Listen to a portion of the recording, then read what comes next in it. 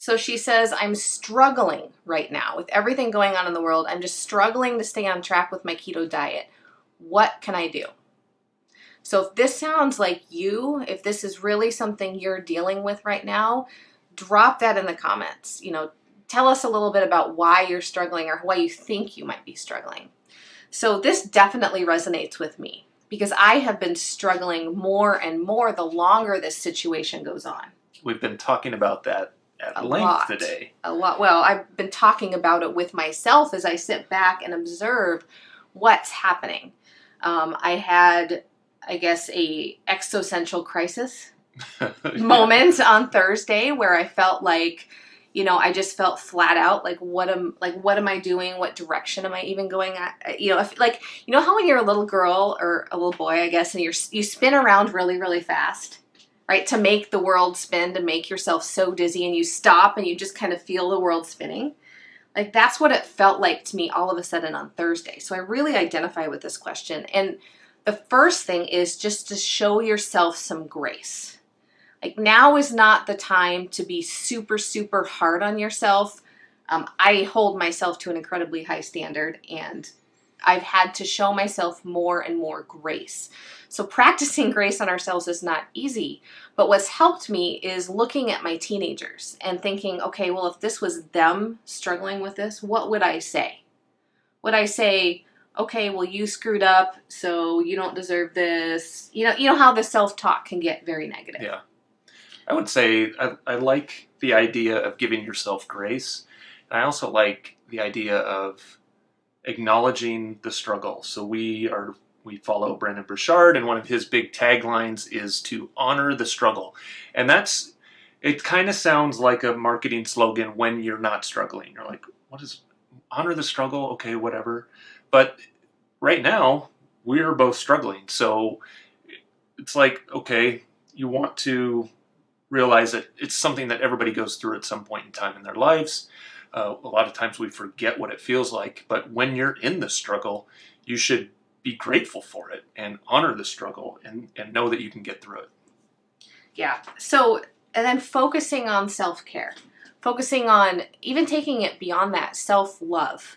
I know that's kind of turned into this slang word or easy way to write something off almost. Well, just show yourself self-love. Just show yourself self-care. But really do that. Really check how you're talking to yourself, and even check how you're speaking about yourself to other people. So if you find yourself making fun of yourself more often, if you find that your language to yourself has taken a turn for a worse, or maybe even fallen back into old patterns, because in times like this when we're really high stressed, our brain will go back to the old patterns, the things we grew up with. So if you grew up, maybe you had a household where there was a lot of negative talk. Maybe you had a relationship that was abusive and there was a lot of negative talk that caused you to start talking to yourself. No, just be aware. Your brain's going to go back to old patterns, to old ways of behavior, things that are easy and that your brain doesn't have to work so hard for. And when I say brain, I mean our consciousness, our subconscious, all those pieces of it. And then the next piece is connecting with your why. So routines, right? A lot of people's routines just kind of got shot out the window, and we're still trying to adapt and adjust. So for example, let's say you made the decision to get up at 5 a.m. every day. You're going to get up at 5 a.m. and you're going to be working out by 5:45 a.m. So that and then you have a routine from there on how you start your day. Okay, and so when you're looking at your goals, you're like, well, I'm failing because I'm not getting up at 5 a.m. every day. But 5 a.m., that isn't actually the goal. Right? You decided to get up at 5 a.m. for a different reason. So let's say you decided to get up at 5 a.m. in order to get your workout in. Your workout still isn't the goal. So you have to keep asking yourself why. Okay, well, why am I getting up at 5 a.m. to work out? Why am I working out? So that I can be healthier. I want to lose weight. And all these reasons start coming down. So this is a really good writing exercise to do. And what you want to do is keep asking yourself why. So why do I want to lose weight? Not because you want to look a certain way. Maybe that's one reason. But what are the other reasons? And keep asking yourself why until you get to that reason that gives you a twinge in here. There's an emotional response to that reason. And that is the thing that you need to reconnect with in order to get back into the groove and push through the struggle so you can get to the other side of the struggle to that thing that you're emotionally connected with that you want.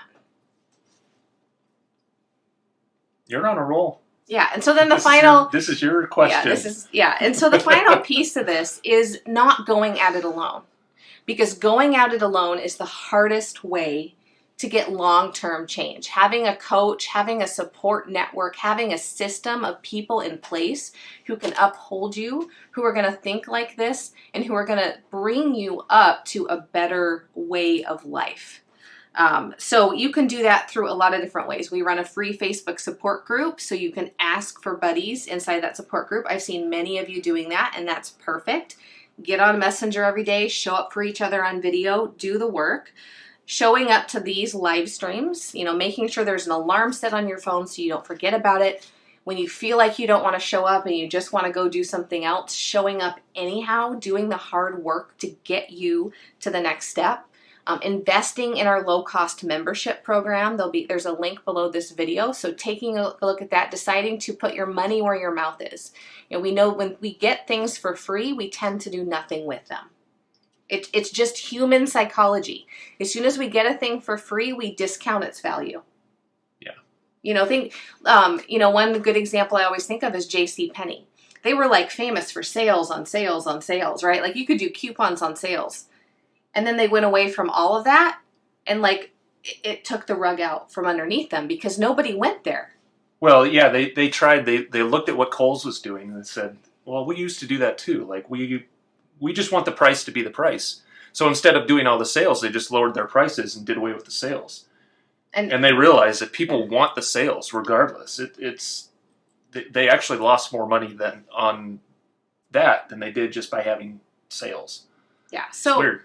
So, figuring out what's going to work for you. How, maybe you are in a Bible study and you have a group of women who really want to lose weight. Maybe you can do a side study with them where you're maybe doing watch parties of live streams like this and many other keto influencers who are doing live streams right now.